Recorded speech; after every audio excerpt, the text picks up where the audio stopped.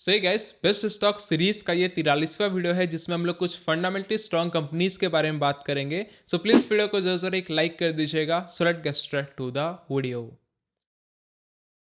वैसे आज मार्केट काफ़ी बड़े पॉइंट से डाउन साइड रहा, मेरा भी पोर्टफोलियो काफ़ी बड़े परसेंटेज में डाउन था। लेकिन अगर आपने फंडामेंटली स्ट्रॉन्ग कंपनीज को होल्ड किया है तो आपको पैनिक करने की कोई ज़रूरत नहीं है, क्योंकि इन सारे कंपनीज का असली मजा लॉन्ग टर्म बेसिस पे आता है, ना कि ये छोटे मोटे गिरावट पे आपको कोई फर्क यहाँ पे पड़ना है। तो चलिए एज यूजुअल हम लोग स्टार्टिंग करेंगे लार्ज कैप कंपनी से। तो आज हमारे पास सबसे पहले है डी मार्ट। देखिए डी मार्ट में भी अच्छा खासा आपको डाउनफॉल देखने को मिलेगा, लेकिन इस कंपनी में तो डेफिनेटली पैनिक करने की कोई ज़रूरत नहीं है। दो सपोर्ट आज यहाँ पे देना चाहूँगा जहाँ पे मुझे लगता है कि ये सपोर्ट ले सकती है। एक आपका 4750 पे है और एक सबसे मेजर सपोर्ट बनेगा वो होगा आपका 4500 पे। तो इन दो सपोर्ट पे आप फोकस रखिएगा। और इसे 52 पे वर्क कर रहा, फियर जोन में एंट्री ऑलमोस्ट ये ले चुका है। देखो डी मार्ट क्या है, डी मार्ट अच्छी कंपनी है। सबसे पहली बात मैं कुछ पॉइंट्स आपको बताना चाहूँगा कि इस कंपनी की खासियत क्या है। सबसे पहली बात, आप इनका फंडामेंटल चेक करेंगे तो आपको कंसिस्टेंसी से प्रॉफिट में ग्रोथ देखने को मिलेगा, सबसे पहला पॉइंट। दूसरा पॉइंट यह है कि ये कंपनी कभी भी रेंट पे अपने स्टोर को ओपन नहीं करती है। इसका मतलब यह हुआ कि ये कंपनी रेंट पे काफी ज्यादा पैसा बचा रही है।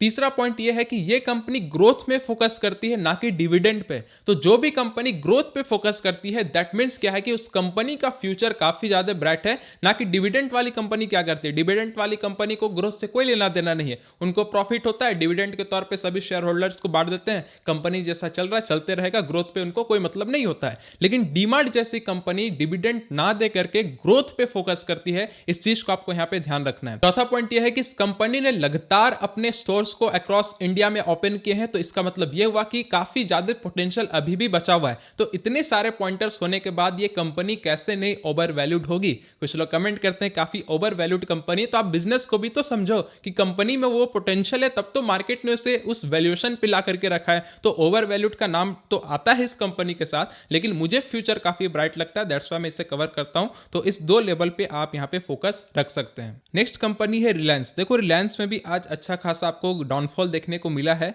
सबसे पहले मैं बोलूंगा आप लोग हमारा टेलीग्राम चैनल जरूर ज्वाइन करिए, क्योंकि मैंने एग्जैक्ट एकदम सही टाइम पे बोला था कि 2367 पे एक बार आप लोग टेलीग्राम में मैंने अपडेट किया था कि फोकस रखिएगा। और आज आप देखो क्लोजिंग 2365 के आसपास ही हुआ है, क्योंकि ये देखो लगातार गिर रहा था। तो काफी लोग कंफ्यूज होंगे कि भाई ये कहां जा करके रुकेगा, तो मैंने एग्जैक्ट टाइम में अपडेट किया कि इस लेवल पे एक बार आप फोकस रखेंगे और यहीं पे आपको क्लोजिंग देखने को मिला है।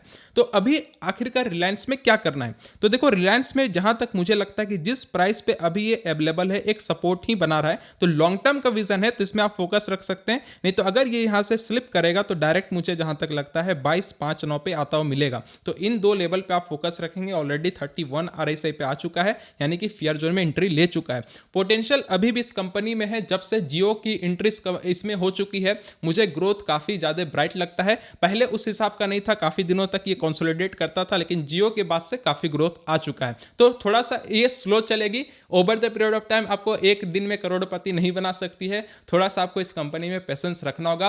पैसा नहीं डुबा सकती, क्योंकि ब्लू चिप कंपनी है और इंडेक्स की सबसे बड़ी कंपनी है और मार्केट कैप काफी बड़ा है। तो थोड़ा स्लो चलेगी, पैसा थोड़ा स्लो ही आपका ग्रोथ करके देगी। तो रिलायंस के ऊपर जो भी व्यू था मैंने यहाँ पे बता दिया है। नेक्स्ट कंपनी है पीडीलाइट। फेविकॉल का सबसे बड़ा मोड है इनके पास, जहां तक मुझे लगता है इस गिरावट के बाद भी ये 2300 पे सपोर्ट ले सकती है, तो इसमें एक बार आप फोकस रखेंगे। अगर ये सपोर्ट टूटता है तो डायरेक्ट आपको ये यहाँ पे मिलेगी। तो इन दो लेवल्स में आप फोकस रखेंगे। 45 RSI पे वर्क कर रहा, फियर जोन में एंट्री ले चुका है। कंपनी बहुत ही दिग्गज कंपनी है, स्लो चलती है लेकिन पोर्टफोलियो को आपका डिफेंस करके चलती है। बड़ा करेक्शन कभी भी ये नहीं देगी। ऐसा हो ही नहीं सकता है कि आपको ये 20-30% एकदम गिरते हुए एक ही दिन में मिलेगी, क्योंकि ये स्लो चलती है। इसका मतलब ये हुआ कि ये कंसिस्टेंट कंपाउंडर है, और ऐसी कंपनी को होल्ड करने का असली मजा 3-4 साल के बाद ही आता है, क्योंकि ये पैसा को अच्छे से कंपाउंड करती है। तो मार्केट में रिस्क नहीं चाहिए। अगर आपको मार्केट में एकदम डर लगता है इस तरीके का गिरावट से, तो डेफिनेटली आप पीडीलाइट पे फोकस रखिएगा। ये over the period of time बहुत ही अच्छा चलेगी और आपके पैसा को डेफिनेटली नहीं डुबा सकती, जहां तक ये मुझे लगता है। नेक्स्ट कंपनी है टाइटन। टाइटन टाटा ग्रुप की कंपनी है। तनिष्क जो मैंने आपको प्रीवियस वीडियो में व्यू दिया था, बहुत ही अच्छे से मैंने समझाया था, तो थोड़ा टाइम निकाल कर कल वाला वीडियो जाकर के देखना। प्रीवियस वाले वीडियो में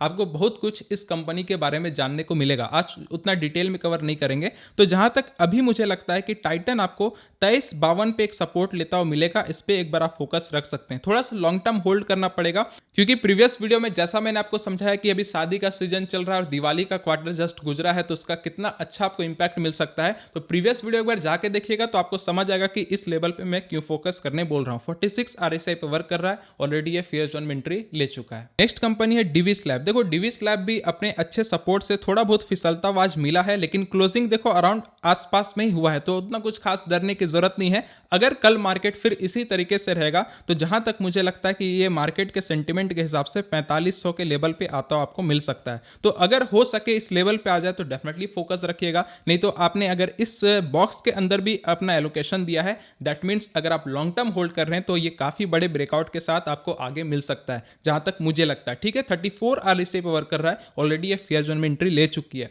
फार्मा सेक्टर की एकमात्र कंपनी जो इस चैनल में कवर किया जाता है, क्योंकि ये कंपनी कंसिस्टेंट कंपाउंडर है, ग्रोथ आप इनका फंडामेंटल जाके देख सकते हैं, और सेक्टर की लीडर है। और लीडर कंपनी में अगर आप इन्वेस्टमेंट करते हैं तो ये काफी अच्छे से चलेंगे, पैसा आपका सेफ साइड रहेगा, क्योंकि जो सेक्टर की लीडर होती है उनका मैनेजमेंट काफी स्ट्रांग होता है। वो किसी भी तरीके की सिचुएशन में कंपनी को हैंडल कर लेते हैं, जैसा कि आपने एशियन पेंट में देखा था। अच्छा खासा जो है इसमें डाउनफॉल आया रिजल्ट की वजह से, लेकिन मैनेजमेंट में तुरंत एक्शन लिया और पेंट के प्राइस को इंक्रीज कर दिया। तो इसलिए बोलता हूं कि लीडर वाले कंपनी में इन्वेस्टमेंट करेंगे तो वो काफी सालों से चलती आ रही है, काफी सालों को उसने शेयर मार्केट में देख लिया है, तो उनको अच्छा नॉलेज होता है इस चीज को कैसे टैकल करना है। तो इसलिए बोलता हूं कि सेक्टर के लीडर में आप फोकस रख सकते हैं। तो डिविस लैब के ऊपर जो व्यू था मैंने यहाँ पे दे दिया है। नेक्स्ट कंपनी है हिंदुस्तान यूनिलीवर। देखो अब क्या है ना कि इसमें कंसोलिडेशन जोन स्टार्ट हो चुका है, तो अब मुझे नहीं लगता है कि यहां से ये फिसलते हुए मिलेगी, क्योंकि ये अपने 200 एवरेज मूविंग एवरेज से भी नीचे आ चुकी है। तो ऐसा जब भी होता है इन सारे कंपनीज में तो काफी चांसेस होता है कि यहां से ये ऊपर की और ही चलेगी, क्योंकि आप देख सकते हैं ऑल टाइम हाई से आपको काफी ये नीचे आते हुए मिल रही है। तो as a long term investor आपके लिए बहुत ही बड़ा अपॉर्चुनिटी होगा। तो जहां तक मुझे लगता है कि 2368 पे आप फोकस रखेंगे तो इस पे आपको अच्छा खासा मिल जाएगा। 35 RSI पे वर्क करा, फेयर जोन में एंट्री ले चुकी है।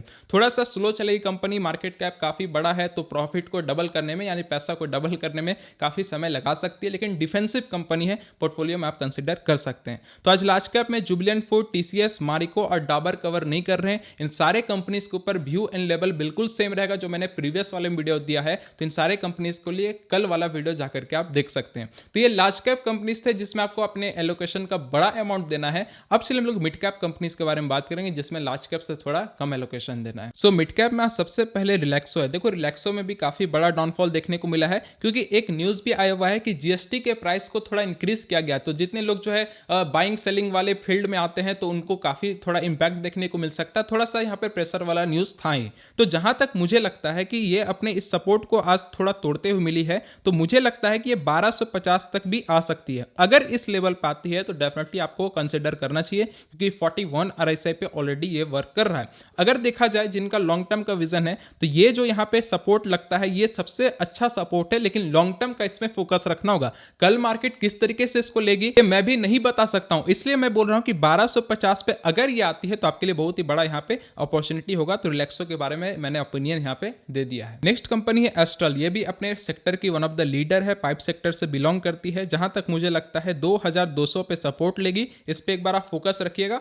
47 RSI पे वर्क करा, फेयर जोन में एंट्री ले चुका है। रिजल्ट आपने इसका देखा होगा, बहुत ही मार्वेलस रिजल्ट था। और अक्सर जब ऐसे रिजल्ट आते हैं काफी ज्यादा आपको स्टॉक्स ऊपर देखने को मिलता है, लेकिन ये ऊपर नहीं गई है क्योंकि मार्केट का सेंटीमेंट ही कुछ ऐसा चल रहा है, तो उसे वो रिस्पेक्ट करिए। जो बातें क्लियर है, क्योंकि अगर जिस तरीके से कुछ महीने पहले आपने बुल मार्केट जैसा देख रहा था कि सिर्फ ऊपर ऊपर जा रही थी, अगर उस समय ऐसा रिजल्ट आता तो आपको नो डाउट इस जगह पे ये कंपनी डेफिनेटली नहीं मिलती। लेकिन अभी मार्केट का सेंटीमेंट खराब है, तो आपको थोड़ा सा दिमाग यहां पे लगाना चाहिए कि जब सेंटीमेंट खराब है और रिजल्ट अच्छा आया हुआ है तो आपके लिए कितना बड़ा अपॉर्चुनिटी है। क्योंकि जब सेंटीमेंट अच्छा हो जाएगा यही सारे कंपनी सबसे पहले चलेंगे, क्योंकि इनके प्रॉफिट्स अच्छे आए हैं, रिजल्ट अच्छे आए, ये चीजें आपको समझना है। तो बस यही मौका है, आपको थोड़ा समझना है। तो एस्ट्रल के ऊपर मैंने व्यू अपना दे दिया है। नेक्स्ट कंपनी दीपक नाइट्राइट्स। लगातार गिरावट हो रही है, पैनिक करने की कोई जरूरत नहीं है। जहां तक मुझे लगता है कि 2000 के लेवल पे एक बार ये सपोर्ट ले सकती है, इसमें आप फोकस रखिएगा। 30 RSI पे वर्क कर रहा, फेयर जोन में एंट्री ले चुका है। इतना बड़ा गिरावट क्यों हो रहा है? अगर आप इनका एक साल का रिटर्न उठा के देखो, 200-300% का रिटर्न बना के दे दिया, तो इनका पूरा हक बनता है 30-40% ये गिर सकती है, नीचे भी आ सकती है। क्योंकि इतना बड़ा रिटर्न बनाई है भाई, तो कोई चीज लगातार ऐसा थोड़ी चलता है। ऐसा होता तो भाई शेयर मार्केट में पैसा बनाना बहुत आसान हो जाता है, तो ऐसा बिल्कुल नहीं है। तो आपको थोड़ा समझना चाहिए, 2000 के लेवल में एक बार फोकस रख सकते हैं। Next company VVL, Varun beverage beverage limited, जहां तक मुझे लगता है कि 900 का सबसे बड़ा सपोर्ट है इनके पास, तो इस सपोर्ट पे आप फोकस रखिएगा। 49 RSI पे वर्क कर रहा है, बहुत ही बेस्ट कंपनी, इमर्जिंग कंपनी है, जहां तक मुझे लगता है बहुत ही बड़ा पोटेंशियल इसमें बाकी ग्रोथ होने का, FMC सेक्टर में ही इसे काउंट किया जाता है। तो अच्छी कंपनी है, होल्ड थोड़ा करना पड़ेगा, ठीक है, तभी जाकर के अच्छा वेल्थ आपको देखने को मिलेगा। तो आज मिड कैप में IGL कवर नहीं कर रहे हैं, इसके लिए सेम लेवल एंड व्यू बिल्कुल सेम रहेगा जो मैंने प्रीवियस वाले वीडियो में दिया था, तो उस वीडियो को जाके आप देख सकते हैं। तो ये सारे थे मिड कैप कंपनी जिसमें लार्ज कैप से थोड़ा कम एलोकेशन देना है। इसके बाद आता है हमारा स्मॉल कैप कंपनी जिसमें मिड कैप से थोड़ा कम एलोकेशन देना है। सो स्मॉल कैप में आज सबसे पहले हमारे पास प्रिंस पाइप है। देखो प्रिंस पाइप अपने सबसे मेजर सपोर्ट पे आज आया था और इसे टच करके काफी बड़े अमाउंट में आपको अच्छा ऊपर क्लोजिंग देखने को मिला है।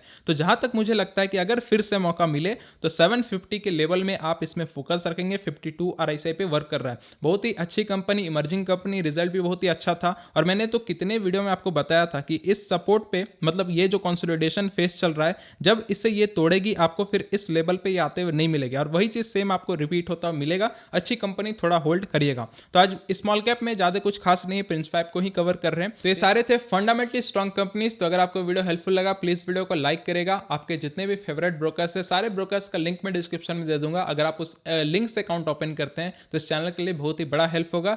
टेलीग्राम चैनल ज्वाइन कर सकते हैं, लिंक आपको डिस्क्रिप्शन में मिल जाएगा। सो मिलते हैं अगले वीडियो के साथ, तब तक के लिए जय हिंद, जय भारत।